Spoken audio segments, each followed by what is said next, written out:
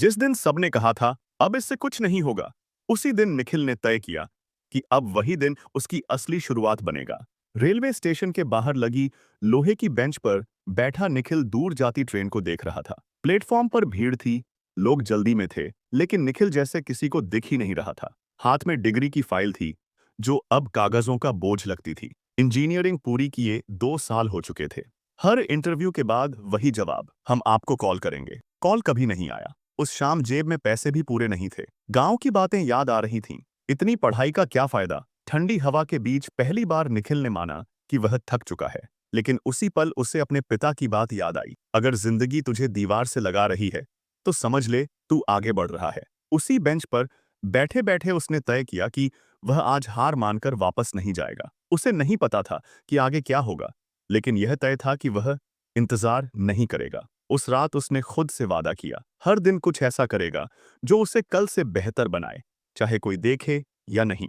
अगले दिन से निखिल की जिंदगी का एक नया दौर शुरू हुआ। दिन में जो भी छोटा काम मिला, उसने बिना झिझक किया। कभी गोदाम में सामान उठाया, कभी एक दुकान पर पूरे दिन खड़ा रहा। शरीर थक जाता था, हाथ दर्द करते थे, लेकिन वह शिकायत नहीं करता था। रात को अपने छोटे से कमरे में लौटकर मोबाइल पर फ्री वीडियो देखकर नई स्किल सीखता। कई बार नींद आंखों से लड़ती थी, लेकिन वह खुद को याद दिलाता, ये मेहनत किसी नौकरी के लिए नहीं, अपनी किस्मत बदलने के लिए है। लोग हंसते थे, कमरे के बाहर रहने वाले कहते, इतना सीखकर क्या कर लेगा।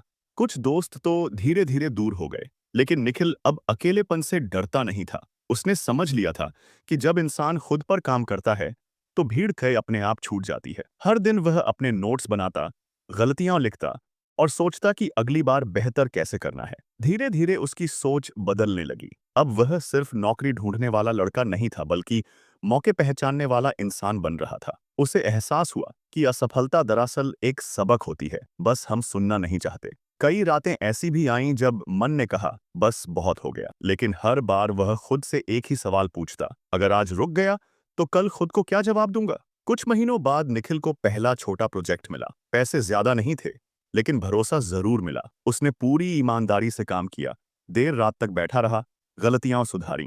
पहला काम खत्म हुआ, फिर दूसरा मिला। रास्ता आसान नहीं था, कई बार क्लाइंट ने मना किया, कई मौके आखिरी समय पर हाथ से निकल गए, लेकिन अब निखिल टूटता नहीं था। वह जान गया था कि हर ना उसे मजबूत बना रही है। हर गिरावट के बाद वह खुद को उठाता, सीखता और फिर आगे बढ़ता। धीरे धीरे उसकी पहचान बनने लगी। लोग जो पहले शक करते थे, अब काम के लिए उसी को ढूंढने लगे। उस लड़के ने, जिसे कभी औसत कहा गया था, अब अपने काम से अपनी जगह बनानी शुरू कर दी थी। सबसे बड़ा बदलाव उसके बैंक बैलेंस में नहीं, उसकी सोच में था। अब वह डर से फैसले नहीं लेता था। उसे समझ आ चुका था कि रिस्क से बचने वाला इंसान जिंदगी भर सुरक्षित तो रह सकता है, लेकिन आगे नहीं बढ़ सकता। हर दिन वह खुद को याद दिलाता, मैं यहाँ किस्मत आजमाने नहीं, उसे बदलने आया हूँ।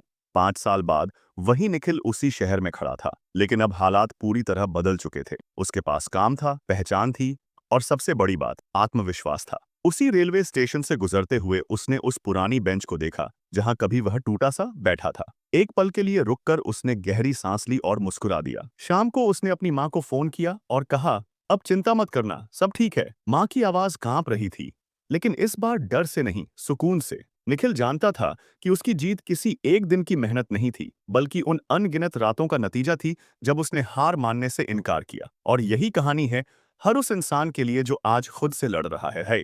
याद रख, अगर तुम हालात के बावजूद रोज थोड़ा सा भी आगे बढ़ रहे हो, तो एक दिन लोग तुम्हारी शुरुआत नहीं, तुम्हारी हिम्मत याद रखेंगे। तुम रुको मत, क्योंकि तुम्हारी कहानी अभी से अभी खत्म नहीं हुई है।